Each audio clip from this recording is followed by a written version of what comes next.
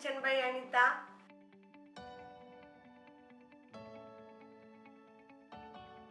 Veg Kurma செய்ய first நாம தேவையான பொருட்கள் எல்லாம் வறுத்து அரைக்க போறோம். இந்த மாதிரி ஒரு அகலமான pan எடுத்துக்கோங்க. ஒரு டேபிள்ஸ்பூன் அளவுக்கு எண்ணெய் சேர்த்துக்கலாம். அதோட 1 இன்ச் பட்டை, 3 கிராம்பு, 3 ஏலக்காய், 1 டீஸ்பூன் அளவுக்கு சோம்பு, 1 டீஸ்பூன் அளவுக்கு சீரகம்,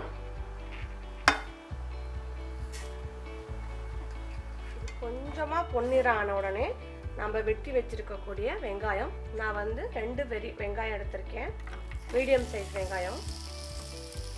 வெங்காயம் ஆட் பண்ண உடனே தக்காளி பழம் 2,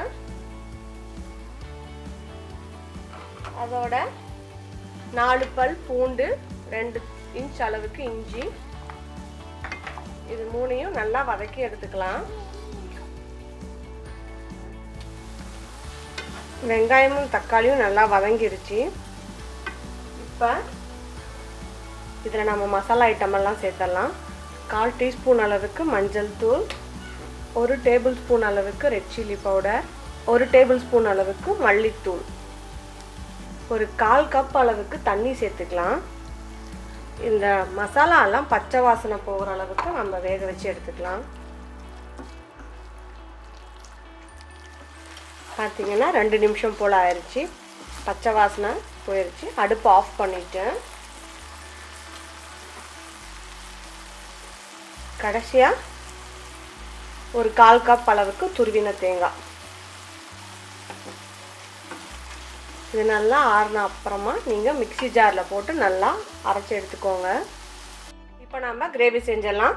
ஒரு குக்கர் எடுத்துக்கோங்க. குக்கரில் 3 டேபிள் ஸ்பூன் அளவுக்கு எண்ணெய் சேர்த்துக்கோங்க.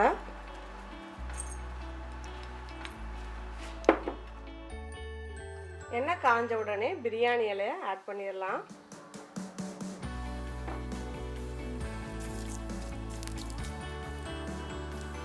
அதோட நம்ம தேவையான காய்கறிகளையும் சேர்த்துடலாம். நான் இன்னைக்கு 1 கப் அளவுக்கு கேரட் எடுத்திருக்கேன், 1/2 கப் அளவுக்கு பீன்ஸ்,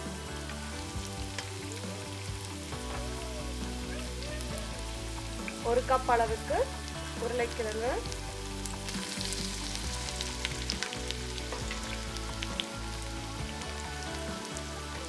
1 கப் அளவுக்கு பட்டாணி.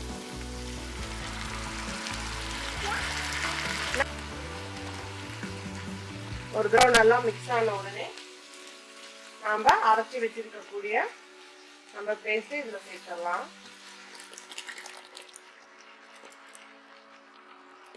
இதையும் ஒரு தடவை நல்லா மிக்ஸ் பண்ணி விட்டுருங்க. மிக்ஸ் பண்ணிட்டு அதோட 2 கிளாஸ் அளவுக்கு தண்ணி,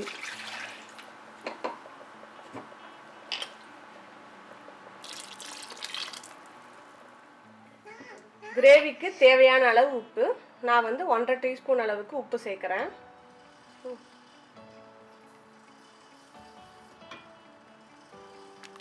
இதையும் ஒரு தடவை மிக்ஸ் பண்ணிட்டு குக்கரில் மூடி வச்சு 1 விசில் போல் விட்டு எடுத்துக்கலாம்.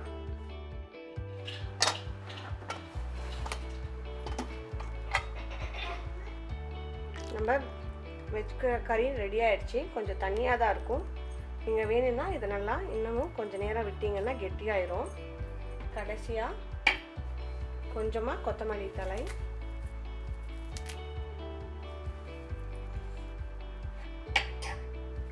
இந்த கிரேவியை நீங்கள் சப்பாத்தி, பரோட்டா, இட்லி, தோசை கூட சாப்பிட்றதுக்கு ரொம்ப நல்லா இருக்கும்.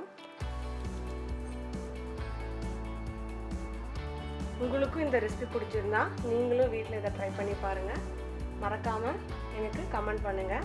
என் சேனலை சப்ஸ்கிரைப் பண்ணாதவங்க சப்ஸ்கிரைப் பண்ணுங்கள். பான் ஆப்பிடைட்.